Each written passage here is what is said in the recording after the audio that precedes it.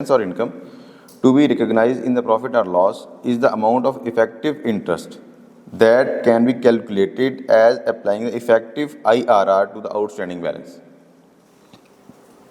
ठीक है, तो IRR के मेथड, ये मेथड जो मैंने आपको बताया है, इसके जरिए आप जो है ना इफेक्टिव रेट ऑफ इंटरेस्ट निकालते हैं. ठीक है, अमाउंट ऑफ इंटरेस्ट पेड और रिसीव्ड में भी differ as calculated by applying the coupon rate to the. Coupon rate क्या होता है, ये मैं आपको थोड़ा सा ना कॉन्सेप्ट बता देता हूँ. कूपन रेट क्या होता है, इफेक्टिव रेट क्या होता है, IRR क्या होता है, जो सारे यहाँ पे यूज़ होने हैं. ये आपकी वर्किंग में नहीं है, लेकिन आपको थोड़ा पता चल जाए कूपन रेट क्या होता है, IRR क्या होता है. कूपन रेट,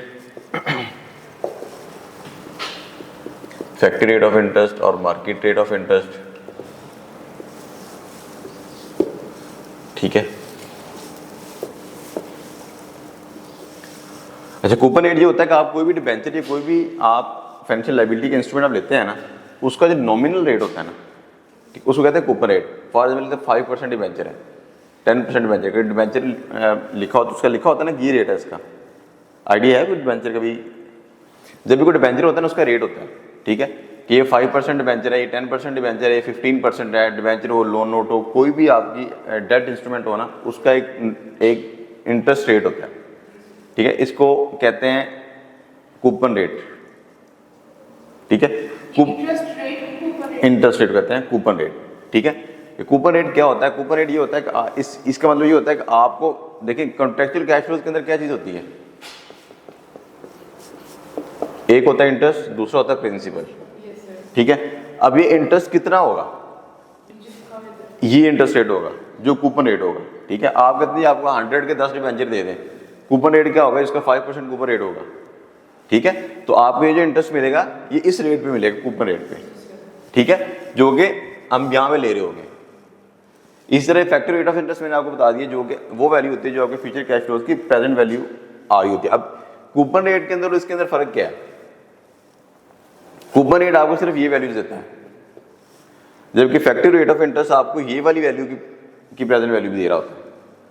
ये वाली वैल्यू क्या है, जो प्रिंसिपल है. ठीक है, अगर ये प्रिंसिपल भी हो सकता है प्लस प्रीमियम भी इस पे हो सकता है. फॉर एग्जाम्पल आप कहते हैं कि जी 1000 के डिबेंचर में आपको दे देते हैं आज, 5 साल बाद आप हमसे 1500 में 10,500 में वापस ले लेंगे आपसे, 500 प्रीमियम होगा उसका. ठीक है, ये भी हो सकता है वो आपसे कहें कि हम 9500 में लेंगे, वो डिस्काउंट होगा उस सूरत के अंदर. वो जो भी वैल्यू होगी इफेक्टिव रेट ऑफ इंटरेस्ट के अंदर इसका इम्पैक्ट भी आ रहा होता है. नहीं समझ आई, नहीं आई सर, इसलिए मैं नहीं समझा रहा था आपको. ये इतना सिंपल कॉन्सेप्ट नहीं है. नहीं सर, तो इसका मतलब ये हुआ ना कि ये जो 1000 है इसको भी हम लोग 5 ईयर से डिस्काउंट करके इसकी प्रेजेंट वैल्यू ले लेंगे. इसकी प्रेजेंट बिल्कुल ऐसे ही है. ठीक है, इफेक्टिव रेट ऑफ इंटरेस्ट के अंदर इसकी प्रेजेंट वैल्यू का इम्पैक्ट भी आता है. इसमें तो सर जो है हमारे पास कूपन रेट, उसमें तो प्रेजेंट, उसमें सिर्फ इंटरेस्ट आ रहा है. बिल्कुल ऐसे ही फ्यूचर वैल्यू नहीं, फ्यूचर वैल्यू नहीं आ रही होती.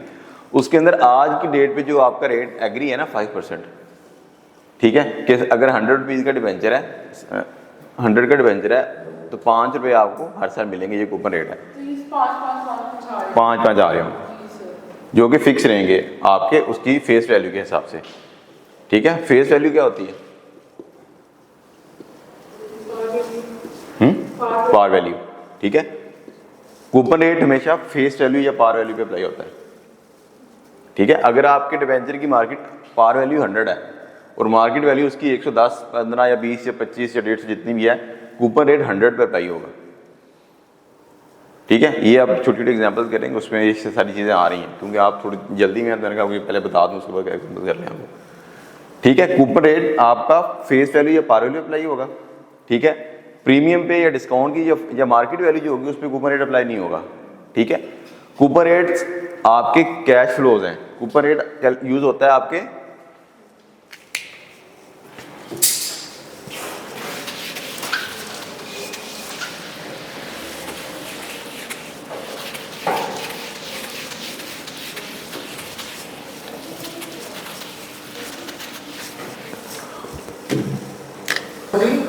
कूपन रेट होता है आपके कॉन्ट्रैक्चुअल कैश फ्लो कैलकुलेट करने के लिए. ठीक है, effective rate of interest use होता है आपके एक्सपेंस कैलकुलेट करने के लिए. ठीक है, एक्सपेंस कैसे वो भी पता चल जाएगा, बता देता हूँ आपको. इसके बाद कूपन रेट आपका अप्लाई होता है फेस वैल्यू ये पार वैल्यू पे, ठीक है, जबकि एक्सपेंस या फैक्ट्री रेट ऑफ इंटरेस्ट आपको लगता है आउटस्टैंडिंग बैलेंस पे, ठीक है। आप एंट्रीज रिकॉर्ड कर रहे होते हैं अपनी इफेक्टिव रेट ऑफ इंटरेस्ट पे, ठीक है। इस पे आप सिर्फ अपने कॉन्ट्रेक्चुअल कैश फ्लोज ले रहे होते हैं, ठीक है। बस इतना ही याद रखें, आपसे ज़्यादा इस पे फोकस करने की जरूरत नहीं है क्योंकि आपको दिया होगा। एग्जाम्पल नंबर 9 पे आए, कह रहा Jalal limited invested in a debt instrument with a nominal value of 10,000 rupees, ठीक है। Instrument is redeemable in 2 years at a premium of 2100 and has been classified as at amortized cost. The coupon rate is 0% while the effective interest rate is 10%. How will this be reported in the financial statement of Jalal Limited over the period of redemption? पहले सबसे पहला काम है, जब भी आपने question पढ़ना है ना, उसमें से डाटा आइडेंटिफाई करना है, ठीक है। आप इसमें से हाईलाइट करेंगे इसमें डाटा रेलिवेंट कौन कौन सा आपका। पहले तो ये बताइए फाइनेंशियल एसेट है फाइनेंशियल लायबिलिटी है? फाइनेंशियल एसेट है, बिल्कुल ठीक है। अच्छा, इसकी वैल्यू क्या है फाइनेंशियल एसेट की? 10,000 वैल्यू है इसकी, ठीक है। और पीरियड कितना है इसका?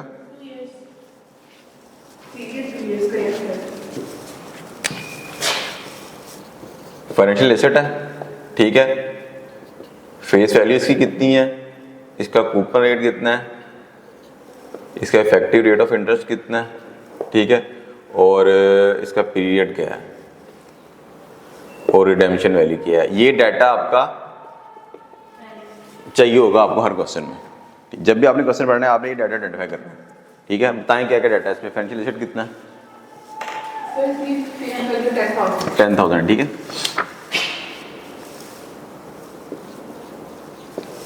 अच्छा, कूपन रेट कितना है इसका? 0% है, ठीक है। इस पीरियड कितना? रिडेम्पशन वैल्यू कितनी है इसकी? नहीं, बिल्कुल 10,000 प्लस 2100, ठीक है। ये आपकी रिडेम्पशन वैल्यू है इसकी, ये आप कह रहे हैं। समझ आ गई बात की? ये आपने डाटा आइडेंटिफाई करना है, ठीक है।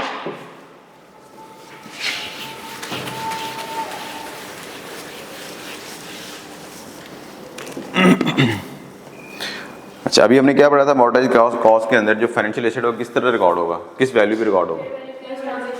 ट्रांजिशन कॉस्ट दी है इसमें? नहीं दी ना, ये भी आइडेंटिफाई करनी होती है हमने। इसमें ट्रांजिशन कॉस्ट नहीं दी हुई, ठीक है। अमॉर्टाइजेशन टेबल का फॉर्मेट ये होता है, ये स्टैंडर्ड फॉर्मेट है ऑलमोस्ट। इस फॉर्मेट के अंदर थोड़ी बहुत चेंजेस आएगी अगर आपने दूसरा कोई भी रिकॉर्ड करना होगा, लेकिन टेबल यही रहेगा, ठीक है। ये इस तरह के टेबल आपने शायद, वैसे आप कह रहे थे कल के नहीं बनाए, लेकिन बनाए होंगे मेरा ख्याल है, ठीक है।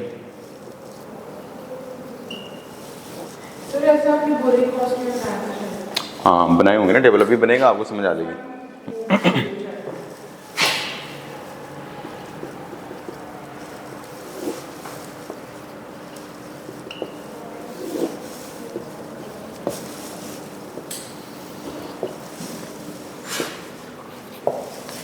ठीक है, अब कितने में रिकॉर्ड करेंगे इसको?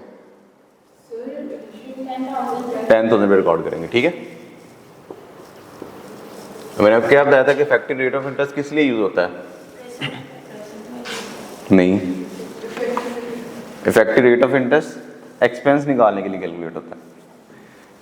होता क्या है, होती प्रेजेंट वैल्यू है कि ये वो इंटरेस्ट रेट होता है जिस पे आप, चलें ये भी मैं आपको प्रैक्टिकली कर, मसला ये है कि आपको टाइम बहुत थोड़ा है, 1 घंटे के अंदर सारी चीज़ें नहीं सीख सकते आप, इसलिए आप अपने सिलेबस फोकस रहेंगे तो ज़्यादा आसान होगा। मैं ये आपको करके दिखा देता हूँ प्रैक्टिकली, ठीक है। अच्छा, ये 10,000 आपका ओपनिंग बैलेंस है, इफेक्टिव इंटरेस्ट रेट क्या दिया उसने आपका? 10%। कितना बनेगा, निकालने कैलकुलेटर? सर ये क्या, अच्छा एक साल? हाँ जी, ये रिकॉर्डिंग बता रहा हूँ ना आपको, रिकॉर्डिंग ऐसे होगी इसकी। पूरा अमॉर्टाइजेशन टेबल एक दफ़ा बना लें आप, ठीक है। हाँ जी, वही निकालिए, वही निकाल लेना आप, तो निकाल लें एक दफ़ा कैलकुलेटर में। अगर ना आ रहा हो 100 फिर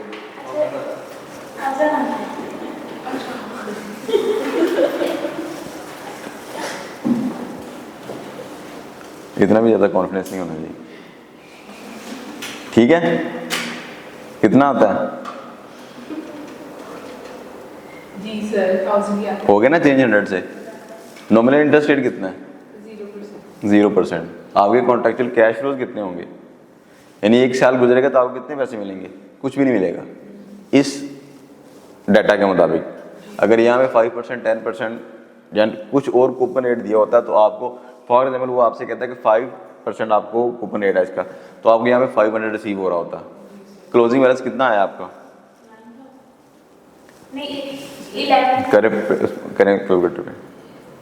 10,000 प्लस 1,000 माइनस 0 कितना हो गया? 11,000। जब क्लोजिंग बैलेंस आ गया। ठीक है, अब आपका दूसरे साल स्टार्ट हो गया। इसका लें 10%, लें 10%,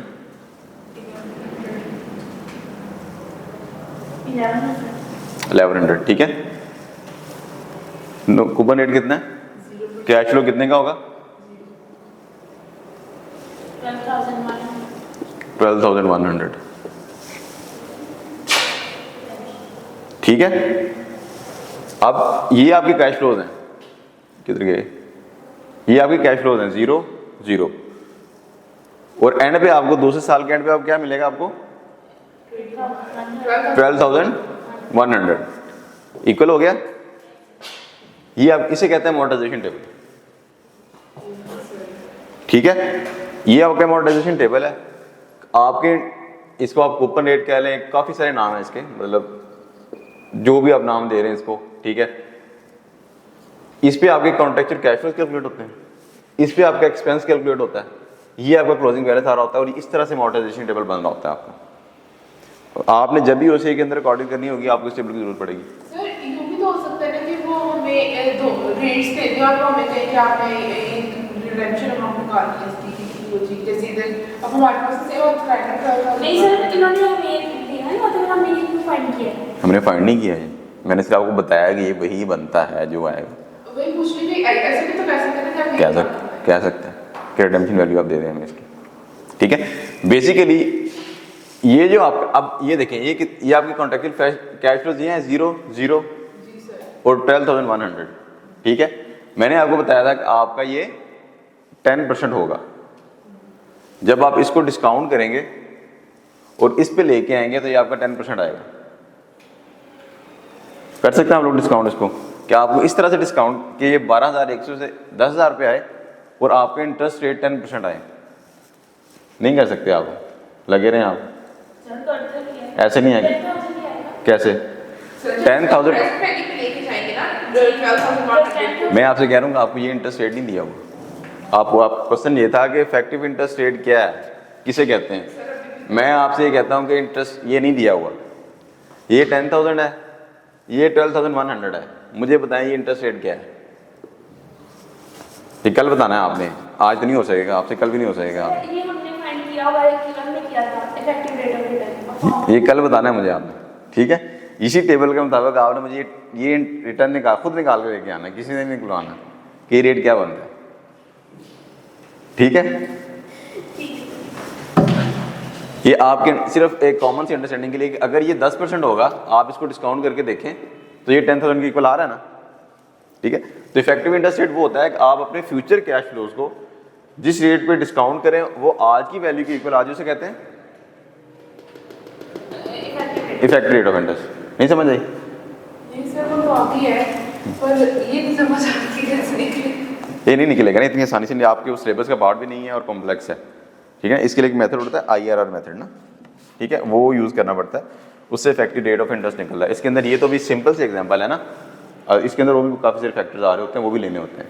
ठीक है, सिर्फ आपकी एक इस चीज़ को अंडरस्टैंड करने के लिए कि जो मैंने बात की है वो ठीक है, मैं गलत नहीं बता रहा आपको, कि आप फ्यूचर कैश फ्लोज को जब इस पे डिस्काउंट करेंगे तो इसके इक्वल आएगा। ठीक है, इसको कहते हैं इफेक्टिव रेट ऑफ इंटरेस्ट। ठीक है, इफेक्टिव रेट ऑफ इंटरेस्ट आप अपना जो एक्सपेंस रिकॉर्ड कर रहे होंगे वो इस पे होगा। ठीक है, इस एग्जाम्पल का पार्ट नहीं है, लेकिन हम इसको थोड़ा कंप्लीट करते हैं ताकि आप इसको समझ सकें। आप जब इसे रिकॉर्ड करेंगे ना, इसके अंदर उसने सोल्यूशन में नहीं लिखा हुआ, लेकिन मैं आपको यहाँ पे करके बता देता हूँ ताकि आपने अभी से क्वेश्चन शुरू कर देना, ये कैसे होगा कैसे होगा, तो आपकी तसल्ली हो जाए थोड़ी सी। पहली एंट्री आप करेंगे financial asset debit bank credit, ठीक है। कितने में करेंगे? 10,000।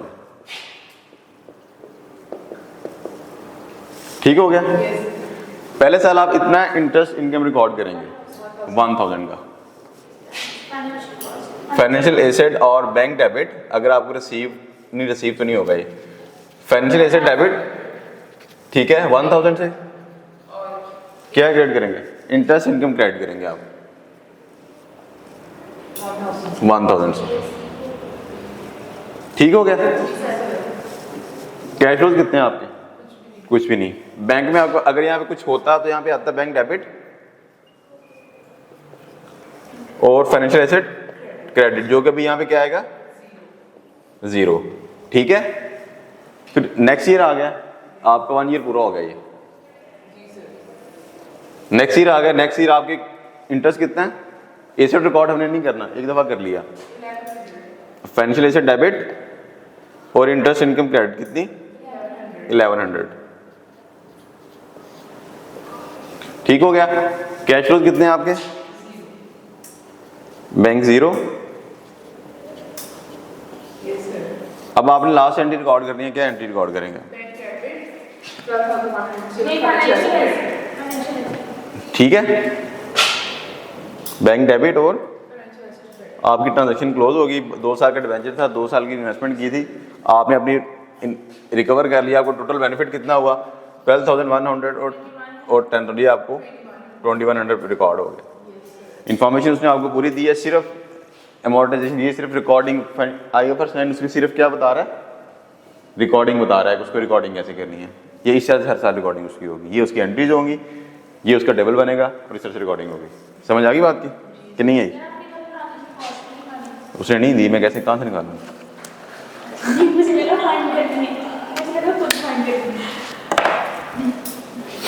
ठीक है। समझ आ गई अमोर्टाइजेशन टेबल क्या होता है, इफेक्टिव रेट कैसे होता है, इंटरेस्ट इनकम कैसे निकलेगी, ठीक है, एक्सपेंस कैसे रिकॉर्ड होगा, कॉन्ट्रैक्चुअल कैश फ्लोज कैसे होंगे। इस तरह एग्जांपल 2 है, 10 है आगे। ये 3-4 एग्जांपल है, मैं आपको बता देता हूँ इसमें जो घर से करके आएंगे। बिल्कुल मैं आपको इसमें बता देता हूँ इसमें डिफरेंस क्या है। आपने टेबल भी बनाना है और आपने एंट्रीज भी करनी है, ठीक है। एग्जाम्पल 10 में कह रहा है Bilal limited invested a debt instrument with a nominal value of 10,000। The instrument is redeemed in 2 years at a premium of 1680 and has been classified as at amortized cost. Coupon rate is 2% while the effective interest rate is 10%। क्या variance है इसमें और पुराने question में? हाँ, coupon rate यहाँ पे कितना दिया? 2% कूपन रेट दे दिया उसने। वो आप यहाँ से माइनस 2% पे लेके माइनस करते जाएंगे इसको। यहाँ पे आपका क्लोजिंग बैलेंस, यहाँ पे क्लोजिंग बैलेंस आपका चेंज हो जाएगा। 10,000 प्लस 1,000 माइनस 2% जो भी वैल्यू होगी वो वैल्यू आएगा। यहाँ पे आप वो वैल्यू लिखेंगे जो अब यहाँ पे क्लोजिंग बैलेंस आ रहा है, उस पर दोबारा आप इंटरेस्ट कैलकुलेट करेंगे। 2% कैश फ्लो, 2% किसका लेना है? 2% इसका लेना है। मैंने आपको बताया था जो टेबल बनाया कि 2% कूपन रेट मेरा फेस वैल्यू पे अप्लाई करते हैं, ठीक है। टेबल बनाया था ना एक, जो आपने ज़्यादा तवज्जो से नहीं देख रहे थे, मैं आपको देख रहा था। आपको कूपन रेट किस पे अप्लाई करते हैं? फेस वैल्यू पे। कूपन रेट को आपने पार वैल्यू या फेस वैल्यू पे अप्लाई करना होता है। 2% दोबारा से आप 10,000 का लेंगे, वो यहाँ पे आएगा, यहाँ पे क्लोजिंग बैलेंस आ जाएगा। आप देखेंगे आपका क्लोजिंग बैलेंस जो होगा ना वो 10,000 प्लस 6, जल्दी मैं आपको बनाता हूँ टोटल। 2% कितना बनता है 10,000 का?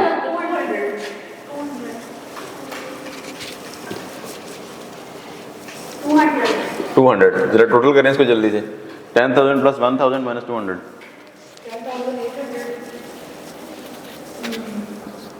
नहीं 10,800, ठीक है।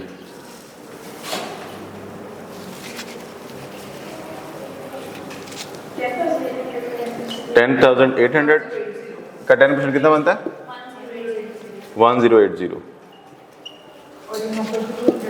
यहाँ पर 200 ही आएगा, ठीक है। 11,680। उसने डाटा में क्या दिया हुआ है? क्या दिया? 10,000 प्लस 1680 करें कितना बनता है? ये बनता है? वैल्यू चेंज हो गई। क्लोजिंग बैलेंस मैच कर रहा है आपका इसके साथ? आप जो डाटा उसने दिया है, समझ आई कैसे रिकॉर्डिंग करनी है। इसी तरह डाटा थोड़ा बहुत चेंज होता रहेगा, आपकी वैल्यूज अकॉर्डिंगली चेंज होती रहेंगी, ठीक है। इसी तरह तीसरी अगले एग्जाम्पल के अंदर उसने क्या दिया जी,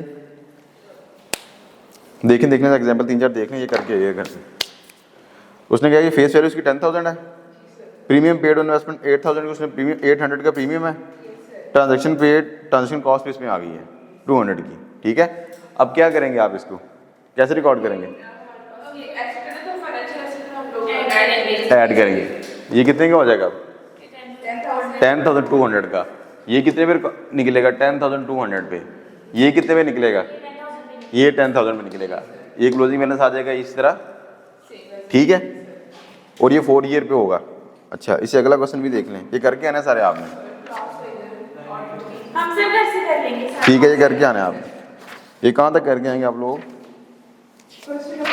ये देखिए आगे जनरल एंट्रीज उसने दी हुई हैं, एक किसी एग्जाम्पल की ना।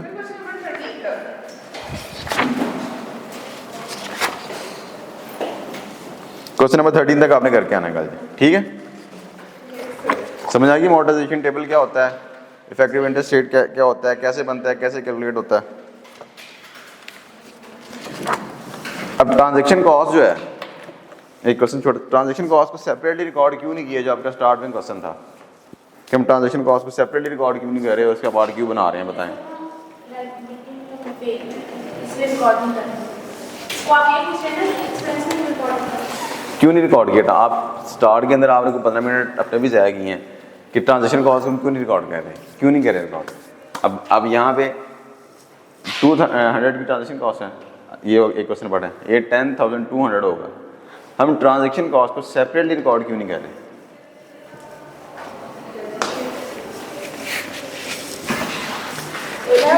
ये जो एंट्रीज हमने की हैं, और किससे पूछ रहा हूँ, ये जो एंट्रीज हमने की हैं, यहाँ पे हमने कोई एक्सपेंस किसको रिकॉर्ड किया, हमने एक्सपेंस किया रिकॉर्ड इसको, किसको किया सर अब यहाँ पे तो करेंगे ना हम लोग 200 का, कहाँ पे करेंगे, और जहाँ पे हमने माइनस किया है तो यहाँ पे हम एंट्री कर देंगे 10,800 की, ठीक है। 10,800 सॉरी 200 की, ठीक है।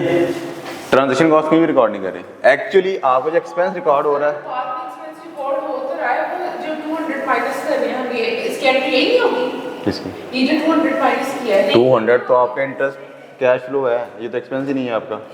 कैश फ्लो और एक्सपेंस में डिफरेंस है। कैश फ्लो क्या होती है, अब वो पता नहीं इनफ्लो है या आउटफ्लो है, कोई डिपेंड करता है। तो ये इनफ्लो, ये क्या है, ये आउटफ्लो नहीं है, आपको फाइनेंशियल एसेट आपका आउटफ्लो कैसे होगा, ये इनकम है आपकी, ये क्या रिकॉर्ड किया आपने, माइनस इनकम एक्सपेंस का माइनस पॉजिटिव होने से क्या ताल्लुक है। ये तो अमोर्टाइजेशन टेबल बनाया हमने, रिकॉर्डिंग तो हम ये कर रहे हैं इसकी। हमने क्या रिकॉर्ड किया इसकी, इसकी एंट्री क्या होगी, ये जो 200 वाला है हमने क्या एंट्री की हुई है इसकी, यहाँ पे इसमें तो यहाँ एंट्री नहीं हुई ना। बैंक डेबिट किया हमने, फाइनेंशियल एसेट क्रेडिट किया हमने तो इसको इनकम या एक्सपेंस रिकॉर्ड ही नहीं किया। क्या हमने इसको एक्सपेंस या इनकम रिकॉर्ड किया है। सर देखा जाए तो हमने अपना एसेट जो है वो 10,000 पे रिकॉर्ड किया, तो इसको नेट करें हम तो हमारा 10,000 भी आएगा ऐसे। मैं भी यही कह रहा हूँ, मैंने भी यहीं से बात स्टार्ट की थी कि जो ट्रांजैक्शन कॉस्ट है वो रिकॉर्ड हो जाएगी आपकी इस एंट्री के अंदर। किधर की है आपकी एंट्री, ये 200 वाली, सर ये बैंक वाली और फाइनेंशियल ये वाली, सॉरी 1000 वाली। आपका जो एक्सपेंस होगा ना, ट्रांजैक्शन कॉस्ट का एक्सपेंस होगा या कोई भी एक्सपेंस होगा, वो आपका इस एंट्री में रिकॉर्ड हो रहा होगा ओवर द पीरियड। आप जब यहाँ मैं बताने आपको ये लगा था, जब इसको 10,200 पे आप रिकॉर्ड करेंगी ना, आपकी ये वैल्यू चेंज हो जाएगी। आप ट्रांजैक्शन कॉस्ट को सेपरेटली रिकॉर्ड नहीं करेंगी। क्यों नहीं करेंगी, क्योंकि आपका ट्रांजैक्शन कॉस्ट का जो एक्सपेंस होगा ना, वो ओवर द पीरियड इसमें रिकॉर्ड होता रहेगा। समझ आई बात की।